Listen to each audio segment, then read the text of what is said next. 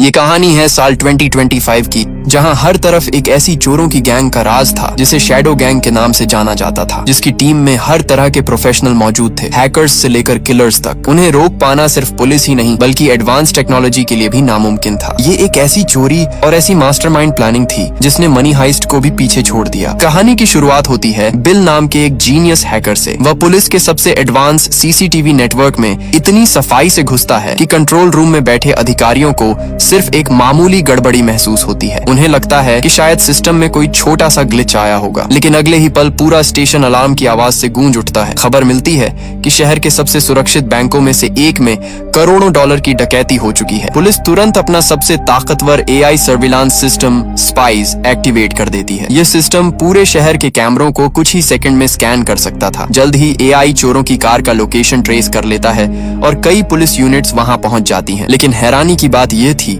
कि मौके पर पहुंचने के बाद सड़क पूरी तरह खाली मिलती है, जबकि कंट्रोल रूम की स्क्रीन पर वही कार अब भी दौड़ती हुई दिखाई दे रही थी। तभी अधिकारियों को एहसास होता है कि सिर्फ बैंक नहीं बल्कि पूरा पुलिस नेटवर्क हैक हो चुका है। अगले दिन जांच में एक और चौंकाने वाला खुलासा होता है। जिस तिजोरी को लूटा गया था वह एक अरबपति बिजनेसमैन की थी। उसने अपने 500 करोड़ डॉलर के क्रिप्टो अकाउंट का आधा पासवर्ड एक नोटबुक में छिपा कर रखा हुआ था। यानी चोरों को सिर्फ पैसा नहीं मिला था बल्कि दुनिया की सबसे बड़ी डिजिटल दौलतों में से एक तक पहुंचने का रास्ता भी मिल गया था। दूसरी तरफ अपराधियों का गैंग अब अपने अगले मिशन की तैयारी कर चुका था। उनका निशाना था मकाऊ टावर की एक विशाल बिल्डिंग, जहां डिजिटल करेंसी संभालने वाली कंपनी का मुख्य ऑफिस मौजूद था। गैंग अंदर घुसते ही पूरे स्टाफ को बंधक बना लेता है। कुछ कर्मचारियों को बेरहमी से पीटा जाता है और फिर कंपनी के मेन सर्वर तक पहुंच बनाई जाती है। गैंग का लीडर जॉन था, लेकिन असली खेल पर्दे के पीछे बैठा बिल खेल रहा था। जैसे ही सिस्टम एक्सेस होता है उन्हें पता चलता है कि इस कंपनी के क्लाइंट्स में देश के सबसे बड़े क्रिप्टो निवेशक शामिल हैं। उनमें से एक के अकाउंट में ही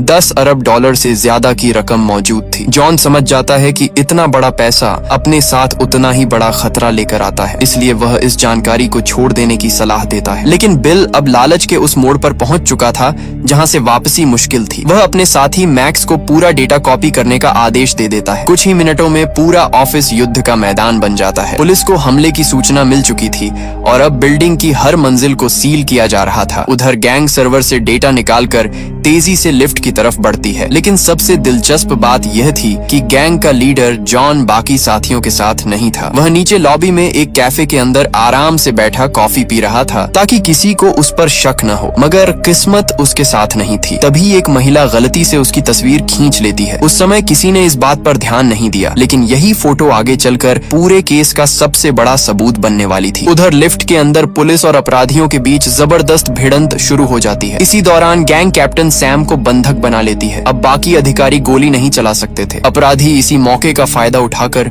सैम को साथ लेकर ऊपर की मंजिलों की तरफ भाग निकलते हैं। लेकिन सैम हार मानने वालों में से नहीं था। जैसे ही उसे मौका मिलता है वह दोबारा हमला कर देता है। कुछ देर तक वह अकेला ही 4 अपराधियों का सामना करता है, मगर संख्या ज्यादा थी। आखिरकार गैंग उसे काबू कर लेती है, हथकड़ी लगा देती है और सीधे बिल्डिंग की छत की तरफ बढ़ जाती है। पुलिस भी उनके पीछे पहुंचती है, लेकिन तब तक बहुत देर हो चुकी होती है। छत पर पहुंचते ही अपराधी ऐसा कदम उठाते हैं जिसकी किसी ने कल्पना तक नहीं की थी। वे सीधे टावर से छलांग लगा देते हैं। नीचे सैकड़ों फीट गहराई थी, लेकिन उनके पास स्पेशल पैराशूट मौजूद थे। इसी अफरा तफरी के बीच एक महिला नीचे गिरने वाली होती है। सैम अपनी जान की परवाह किए बिना उसे बचाने के लिए दौड़ पड़ता है। यही वजह थी कि अपराधी एक बार फिर उसकी पकड़ से निकल जाते हैं। इस बीच बिल ने बिल्डिंग का पूरा लिफ्ट सिस्टम भी हैक कर दिया था, इसलिए सैम के पास नीचे उतरने का कोई रास्ता नहीं बचता। मजबूर होकर वह एक जंपर केबल पकड़ता है और अपनी जान जोखिम में डालकर टावर से नीचे उतरने लगता है। किसी तरह वह बच जाता है, लेकिन दूसरी तरफ गैंग पहले ही शहर के दूसरे हिस्से की ओर निकल चुकी थी। कुछ देर बाद अपराधी एक बड़े होटल की छत पर लैंड करते हैं। उन्हें लगता है कि वे बच निकले हैं, लेकिन वहां पहले से पुलिस उनका इंतजार कर रही थी। गैंग अपने मास्क, हाईटेक गैजेट्स और चालाकी का इस्तेमाल करके पुलिस को भ्रमित कर देती है। कुछ ही मिनटों में वे होटल के अंदर गायब हो जाते हैं। दूसरी तरफ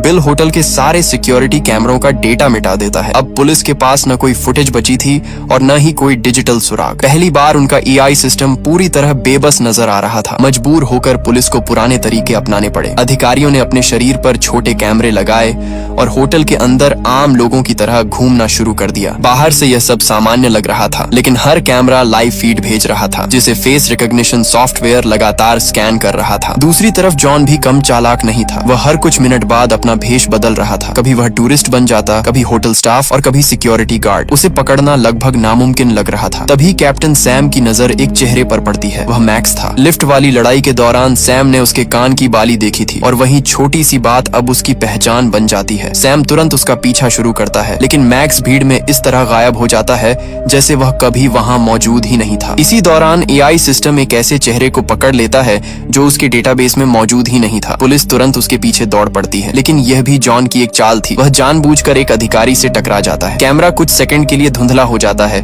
और बस उतना समय गैंग को बच निकलने के लिए काफी था। जब तक पुलिस दोबारा स्थिति संभालती, पूरा गैंग होटल से गायब हो चुका था। अगले दिन पुलिस स्टेशन में जिस अरबपति का क्रिप्टो अकाउंट लूटा गया था, वह गुस्से से आग बबूला हो चुका था। दूसरी तरफ पुलिस का सबसे आधुनिक एआई सिस्टम लगातार असफल साबित हो रहा था। तभी वरिष्ठ अधिकारी लारा एक ऐसा नाम लेती है जिसे सुनकर कमरे में सन्नाटा छा जाता है। वह कहती है कि अब उन्हें रिटायर्ड लीजेंड ऑफिसर वोंग को वापस बुलाना होगा।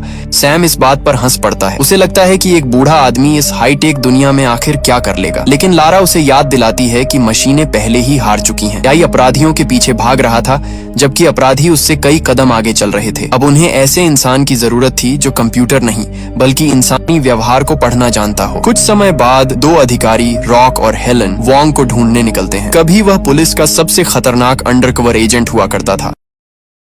उसकी फाइल बहादुरी और खतरनाक मिशनों की कहानियों से भरी पड़ी थी, लेकिन उसके अतीत पर एक ऐसा दाग भी था जिसने उसकी पूरी जिंदगी बदल दी थी। उसके पार्टनर की मौत, और वह पार्टनर कोई और नहीं बल्कि हेलन का पिता था। जब रॉक और हेलन वोंग को ढूंढते हुए उसके पास पहुंचते हैं, तब वह किसी खतरनाक मिशन पर नहीं बल्कि आराम से अपने कुत्ते को घुमा रहा होता है। पहली नजर में उसे देखकर कोई भी यकीन नहीं करता कि यही वह आदमी है जिसने कभी अपराधियों की दुनिया में डर का नाम कमाया था। हेलन उसका पीछा करते हुए एक कैफे तक पहुंचती है और स्टूडेंट बनकर उससे बातचीत करने की कोशिश करती है, लेकिन अगले ही पल वोंग खुद उसकी टेबल पर आकर बैठ जाता है। वह मुस्कुराते हुए कहता है, पूरा दिन मेरा पीछा कर रही हो, कम से कम थोड़ा प्रोफेशनल तो बनो। हेलन हैरान रह जाती है, लेकिन असली झटका तब लगता है जब पता चलता है कि वोंग बिना किसी को एहसास हुए रॉक का पुलिस बैज भी चुरा चुका था। यानी उम्र भले बढ़ गई थी, लेकिन उसकी नजर और दिमाग आज भी पहले जितने खतरनाक थे। कुछ समय बाद वोंग पुलिस स्टेशन पहुंचता है और केस से जुड़ी सारी फुटेज देखने लगता है। जहां एआई सिस्टम लाखों वीडियो स्कैन करके भी ज्यादा कुछ नहीं निकाल पाया था, वहीं वोंग सिर्फ कुछ मिनटों में कई अहम सुराग ढूंढ लेता है। उसके अनुसार हर अपराधी किसी न किसी पल कैमरे की तरफ जरूर देखता है। वह ये चेक करता है कि कैमरा चालू है या नहीं, और यही छोटी सी आदत अक्सर उसकी पहचान बन जाती है। फुटेज को बार बार देखने के बाद वोंग पूरे गैंग के कई सदस्यों को पहचान लेता है। दूसरी तरफ जॉन अपने ठिकाने पर बिल से बेहद नाराज था। उसकी लालच की वजह से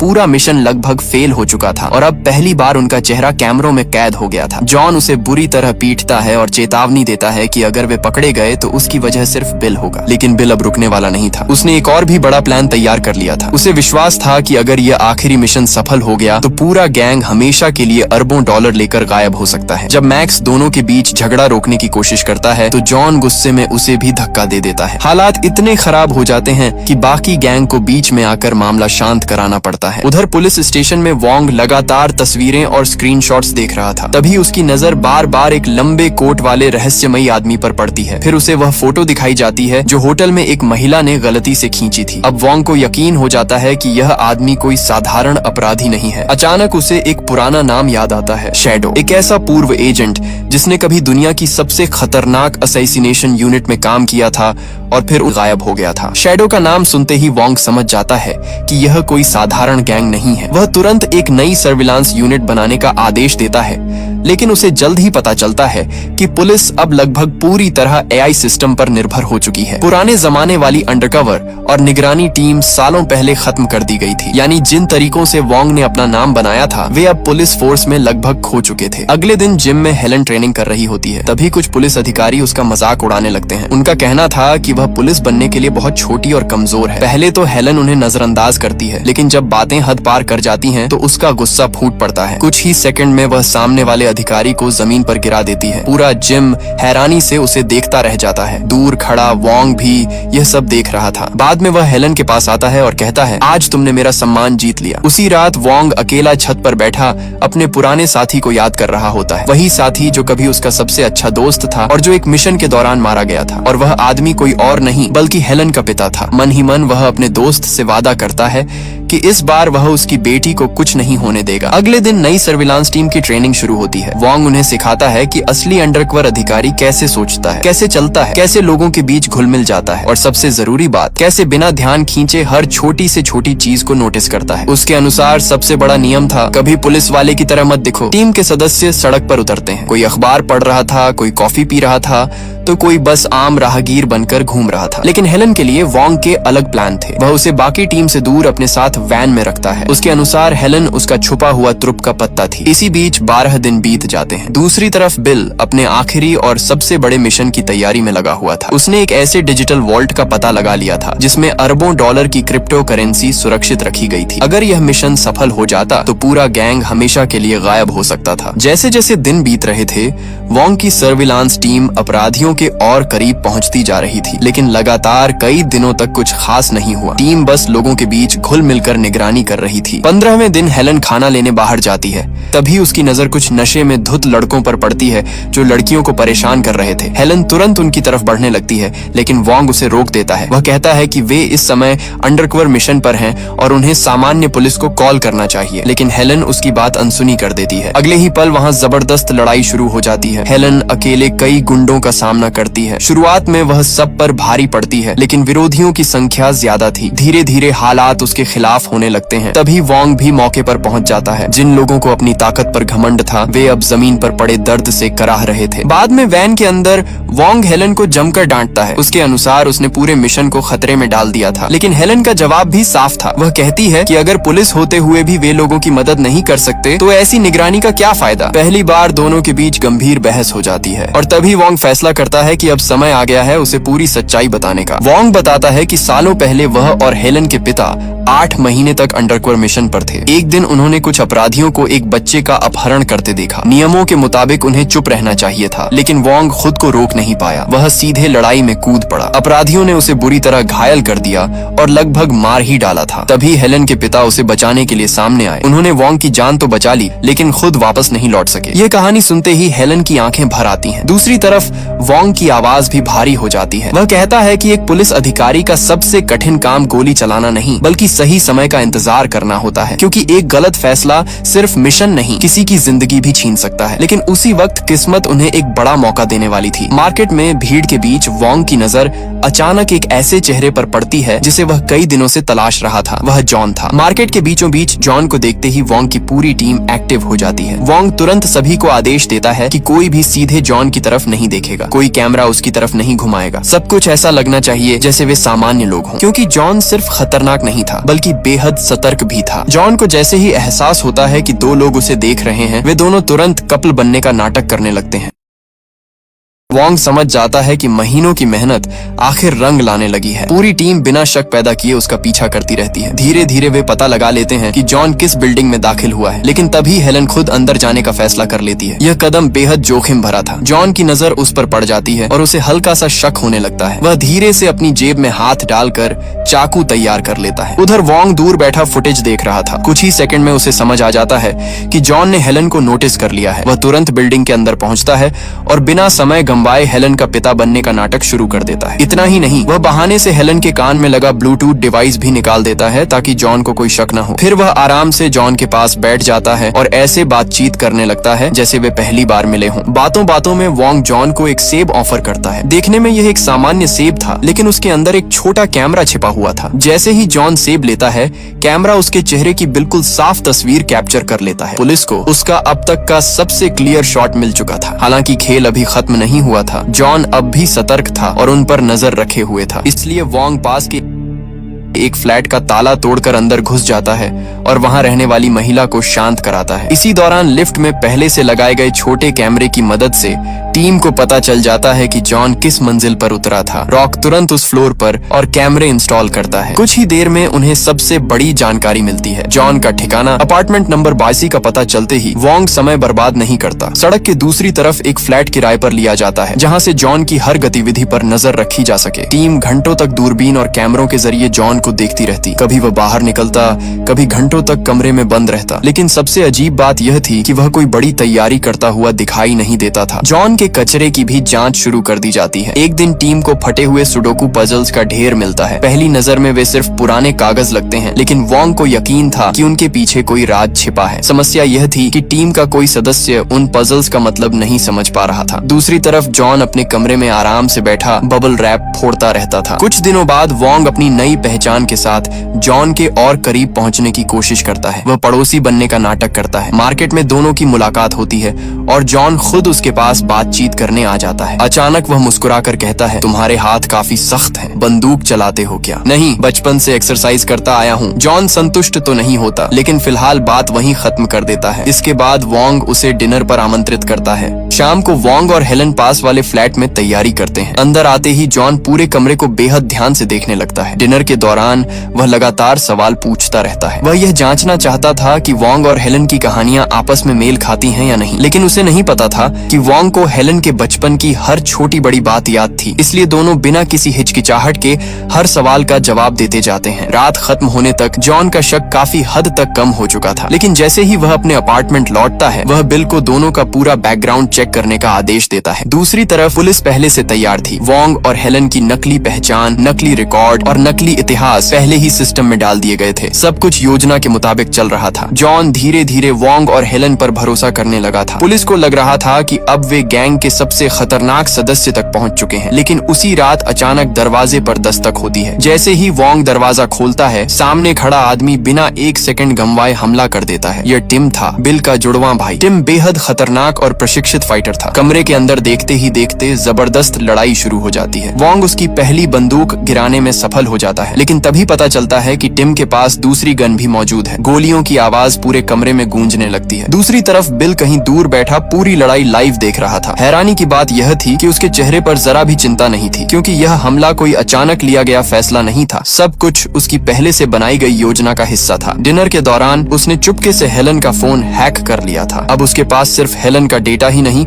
बल्कि पुलिस स्टेशन के कई कैमरों और निगरानी सिस्टम का एक्सेस भी था। उधर सड़क के दूसरी तरफ बैठी सर्विलांस टीम को कुछ भी असामान्य दिखाई नहीं दे रहा था। उनके कैमरों में सब कुछ सामान्य चल रहा था। बिल एक बार फिर साबित कर चुका था कि टेक्नोलॉजी उसके हाथों में सबसे खतरनाक हथियार थी, मगर उसकी योजना में एक छोटी सी गलती रह गई। सर्विलांस टीम को शक तब हुआ जब हेलन अचानक उनके सामने दिखाई दे गई, जबकि स्क्रीन पर वह अभी भी कमरे के अंदर मौजूद थी। ये विरोधाभास देखते ही सभी अधिकारी समझ गए कि उनके कैमरे हैक हो चुके हैं। पूरी टीम तुरंत जांच के लिए निकल पड़ती है। उसी समय बिल अपने भाई टिम को सूचना देता है कि पुलिस उसके पास पहुंचने वाली है। ये सुनते ही टिम हमला और तेज कर देता है। वह लगातार गोलियां चलाता है ताकि वोंग को छिपने पर मजबूर किया जा सके। फिर वह अपनी खास केबल्स का इस्तेमाल करके बालकनी से छलांग लगाता है और खिड़की के रास्ते भाग निकलता है। जब तक पुलिस वहां पहुंचती, वह गायब हो चुका था। अगले दिन सर्विलांस टीम दोबारा अपनी ड्यूटी पर लौट आती है। दूसरी तरफ पुलिस जॉन के अपार्टमेंट की गहन तलाशी शुरू करती है। वहां उन्हें बबल रैप से भरी एक पूरी अलमारी मिलती है, लेकिन वोंग तुरंत समझ जाता है कि इसका संबंध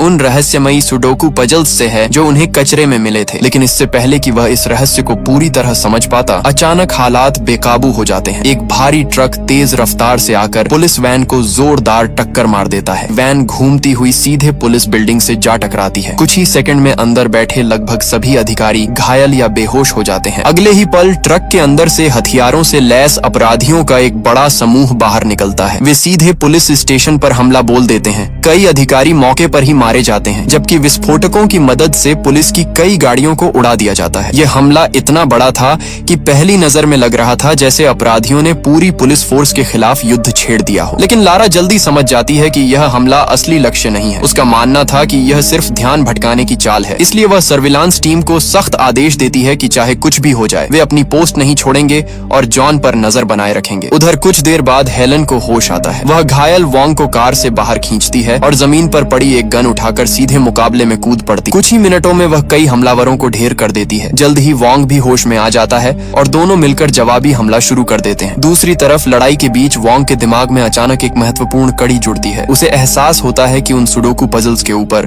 ब्रेल भाषा में एक गुप्त कोड छिपा हुआ था जिसे जॉन बबल रैप की मदद से पढ़ता था। यह खोज पूरे केस की दिशा बदल सकती थी। वॉन्ग तुरंत हेलन को इंटेलिजेंस टीम से संपर्क करने के लिए कहता है ताकि उस कोड का मतलब निकाला जा सके। लेकिन उसी समय पुलिस स्टेशन के अंदर लड़ाई और भी भयानक हो जाती है। अपराधियों का दूसरा दल बिल्डिंग के भीतर गहराई तक पहुंच चुका था। उधर सर्विलांस टीम के 2 सदस्य आखिरकार जॉन को एक पुराने अनाथ आश्रम में ढूंढ निकालते हैं। लेकिन इससे पहले कि वे पूरी जानकारी पुलिस तक पहुंचा पाते, पूरे पुलिस स्टेशन की बिजली चली जाती है और कम्युनिकेशन सिस्टम ठप हो जाता है। उसी दौरान कुछ गुंडे अनाथ आश्रम में जॉन पर हमला कर देते हैं। लड़ाई के बीच जॉन को समझ आ जाता है कि बिल ने उसके साथ धोखा किया है और उसे रास्ते से हटाना चाहता है। लेकिन उम्र बढ़ने के बावजूद जॉन अभी भी बेहद खतरनाक था। हाथ में चाकू लेकर वह अकेले कई हमलावरों का सामना करता है और बुरी तरह घायल होने के बावजूद उन्हें खत्म कर देता है। दूसरी तरफ पुलिस स्टेशन में भीषण लड़ाई जारी थी। अपराधियों का मुख्य निशाना वॉन्ग था क्योंकि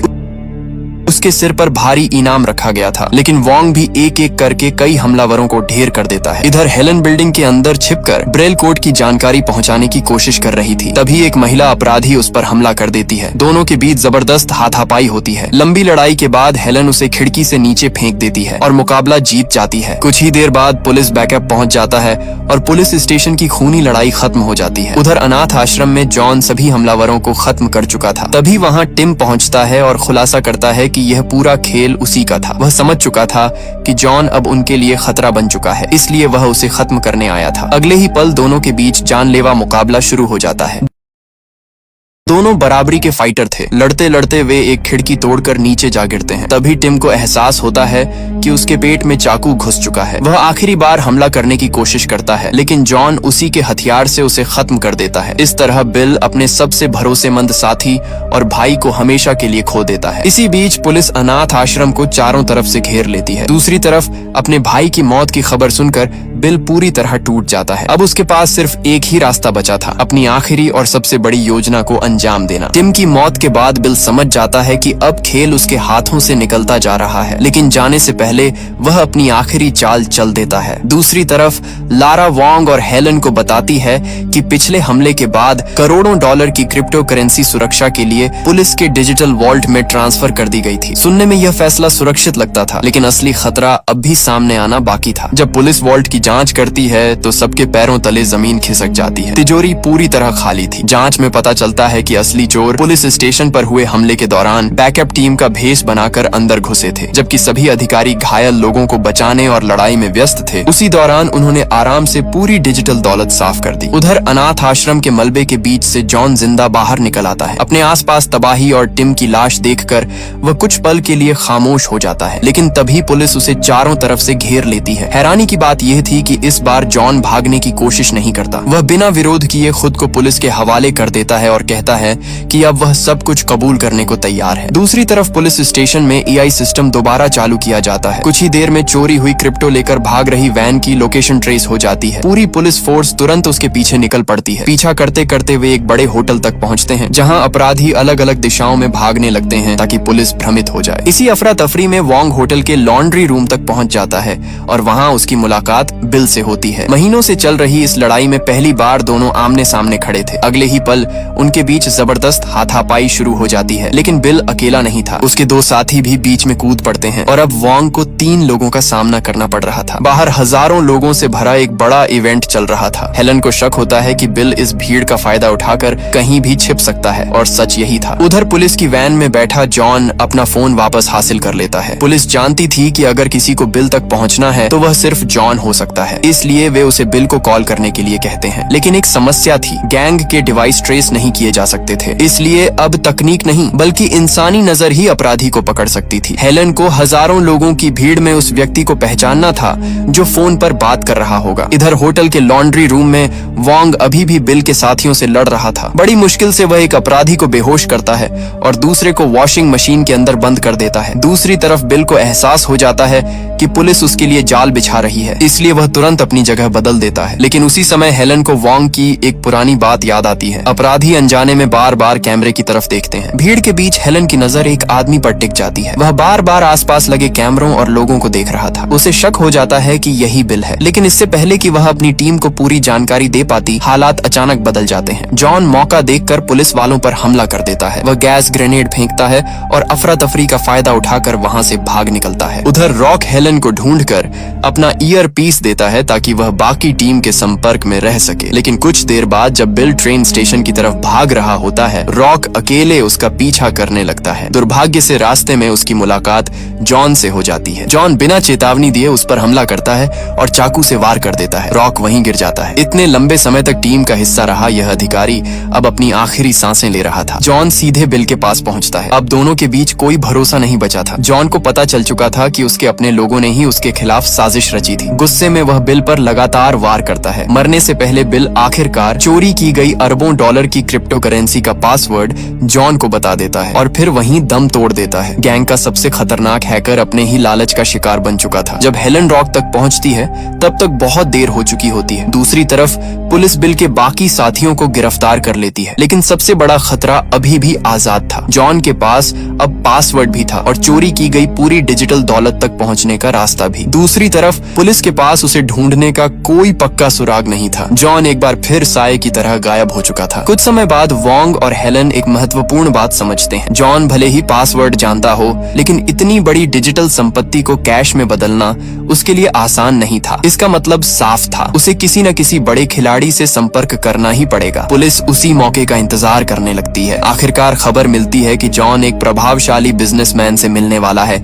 जिसके जरिए वह चोरी की गई क्रिप्टो का सौदा करना चाहता है। हेलन तुरंत उसका पीछा शुरू करती है। मुलाकात एक शांत टी हाउस में होने वाली थी। बाहर सब कुछ सामान्य दिखाई दे रहा था, लेकिन अंदर एक खतरनाक खेल चल रहा था। जॉन हमेशा की तरह सतर्क था। कुछ ही मिनटों में उसे एहसास हो जाता है कि कोई उसका पीछा कर रहा है और वह कोई और नहीं बल्कि हेलन थी। अब दोनों एक बार फिर आमने सामने थे, लेकिन इस बार वॉन्ग ने भी पूरी तैयारी कर रखी थी। वह पहले से जानता था कि जॉन सीधे जाल में नहीं फंसेगा, इसलिए उसने पूरे इलाके में अपनी टीम तैनात कर दी थी। जैसे ही जॉन बाहर निकलने की कोशिश करता है, उसे चारों तरफ से घेरा जाने लगता है, लेकिन जॉन आसानी से हार मानने वालों में से नहीं था। वह आखिरी बार भागने की कोशिश करता है और इसी दौरान उसकी टक्कर वॉन्ग से हो जाती है। दोनों के बीच एक अंतिम मुकाबला शुरू होता है। कुछ देर तक दोनों बराबरी से लड़ते हैं, लेकिन इस बार हालात बदल चुके थे। जॉन के पास भागने का कोई रास्ता नहीं था। आखिरकार वॉन्ग उसे काबू कर लेता है और पुलिस उसे गिरफ्तार कर लेती है। वर्षों तक कानून से बचता रहा शैडो आखिरकार गिर चुका था। फिल्म के अंत में चोरी की गई क्रिप्टो करेंसी बरामद कर ली जाती है। जॉन जेल पहुंच जाता है, जबकि वॉन्ग और हेलन अपने मिशन को पूरा कर चुके होते हैं। हेलन अब सिर्फ एक युवा अधिकारी नहीं रह जाती, बल्कि वह वही सबक सीख चुकी होती है